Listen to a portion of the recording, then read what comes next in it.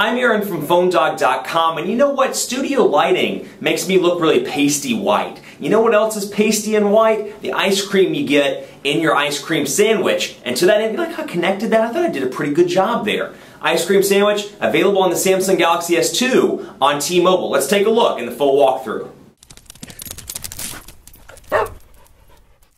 Ice cream, you scream, we all scream for ice cream on the Samsung Galaxy S2. I don't really think that has the same ring to it as the original song, but it's a pretty cool thing nonetheless because it's nice to see Ice Cream Sandwich coming to more Android devices. So obviously, Ice Cream Sandwich available now on the T-Mobile Samsung Galaxy S2. You can download it through Keys, which is Samsung software that's available on the computer. It is not available over the air. What you have to do is download Keys, or if you already have it, plug your phone in, and then do the software update from there. The process is anywhere from 5 to 30 minutes depending on the servers and a couple of other things, you know, that are outside of my control or the computer's control. But you'll get Ice Cream Sandwich, which is always really nice. Ice Cream Sandwich still running atop TouchWiz version 4.0. This is not the newer version of TouchWiz that we've seen on the Samsung Galaxy S3, but it packs some exciting changes nonetheless. So obviously we'll start with the basics here. Press and hold the home button to see Task Manager. You can get rid of your tasks, and you can access your Task Manager by pressing and holding and seeing what is running. So you can do stuff like clear memory, all the stuff you've done before from there, which is a nice little touch. But you'll see the Ice Cream Sandwich look and feel here. You'll really see the menus. Take a look at settings, for example, and you can see the changes here as well. These toggles have changed a little bit, and it's split up by wireless and network device. You've got personal, system, and that's it. And then of course you can scroll back and forth through here, and you'll see some differences in like display, for example. Huge one for me. This is something that's on the Galaxy S3, and I'm so glad to see this coming to TouchWiz builds that have Ice Cream Sandwich. This one right here is incredibly important to me. Display battery percentage, one of my favorite features on the Galaxy S3, and now you can do it on your Galaxy S2 as well, where you get a battery percentage meter right up there in the status bar. No rooting, no third-party applications. It's out of the gate. And then of course all the other favorites like changing your font, you can do all that from here. Another one, face detection. So we'll go into security so you can see that. You can do the same face detection that you saw on the Galaxy Nexus when it launched. With Ice Cream Sandwich, screen lock is here. I can turn it off entirely. I can swipe. I can do face unlock as well, and we can set this up. And let's do my face here. We're going to find an indoor spot. We're going to hold it at eye level. And I can't find it. Tried to find part of my face, but we'll show you one more time so you can see it actually in camera. I was going to set it up, but you can see here, find an indoor spot, and then you can see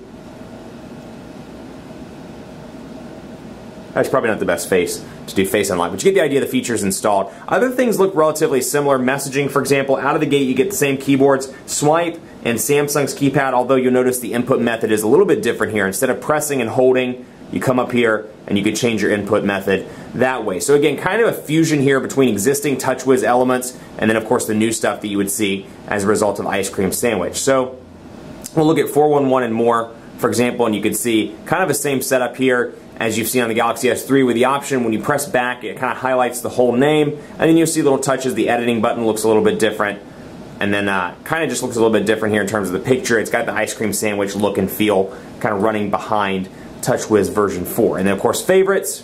If I had favorites, they'd show up here and my big pictures would show up much like Ice Cream Sandwich. No real differences here to the call icons or anything like that, but out of the gate you get the same T-Mobile stuff. Pre-installed Google Plus integration here, of course, G Plus Messenger, and then Google Plus, and then Keys there. T-Mobile stuff pre-installed, Mall, Name ID, T-Mobile TV. You got all your Google Play stuff, which we had before.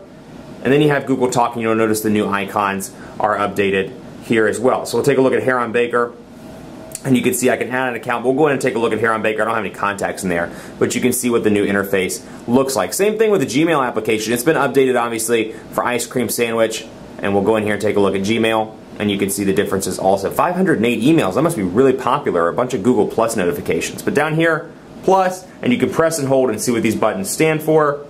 Search, and then I can refresh.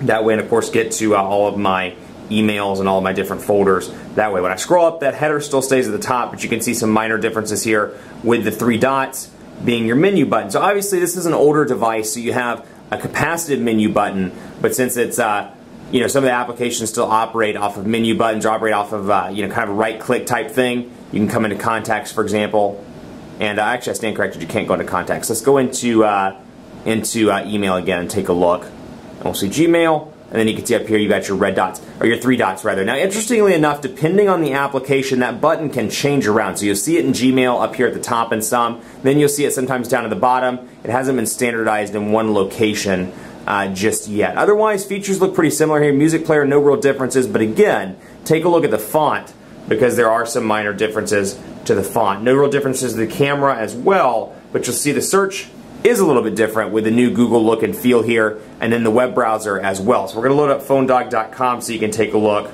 and it may take 100 years because for whatever reason we're on Edge, but you'll see little things like the battery indicator and the signal strength indicator look a little bit different. Do not want to use motion. And then you can see some differences to the browser as well. I can access my windows right here, easily access those and add new ones, and then I can come right back out and go here, and I can see my bookmarks, and then I can go up to my bookmarks within heronbaker@gmail.com, see history, and see saved pages as well. Portrait to landscape, very nice, and of course, you know, you look back at a device like this with the S3 processor, you say, well, it may have some lag to it, may have been laggy from time to time. Ice Cream Sandwich definitely improves on top of that. Much better performance that at least I can see after using this device for a couple of hours with Ice Cream Sandwich. Seems to be a little bit more fluid. Otherwise, look and feel pretty much the same here. You do get, of course, the Ice Cream Sandwich widgets out of the gate. So we'll go in here to widgets and take a look.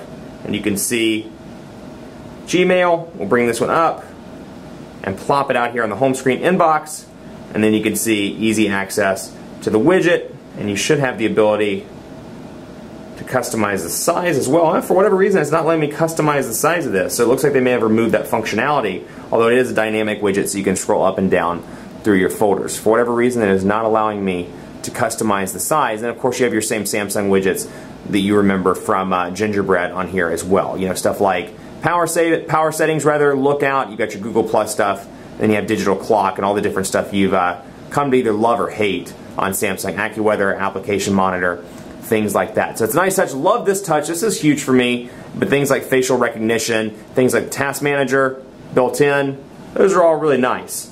And I strongly approve of those. Much more coverage to come on phonedog.com with Ice Cream Sandwich on the Galaxy S2. Keep it locked on the site for continuing coverage. Vote for this phone if you like it in PhoneDog's official smartphone rankings at phonedog.com/rankings. Hit me up on Twitter. Let me know what you love the most about your new software update. PhoneDog_Aaron on Twitter and on Facebook at facebook.com/PhoneDogAB. I'm off to enjoy some real ice cream. No, that's probably not the case, but I'm going to enjoy Ice Cream Sandwich on the T-Mobile Galaxy S2. Thanks for watching. We'll see you next time.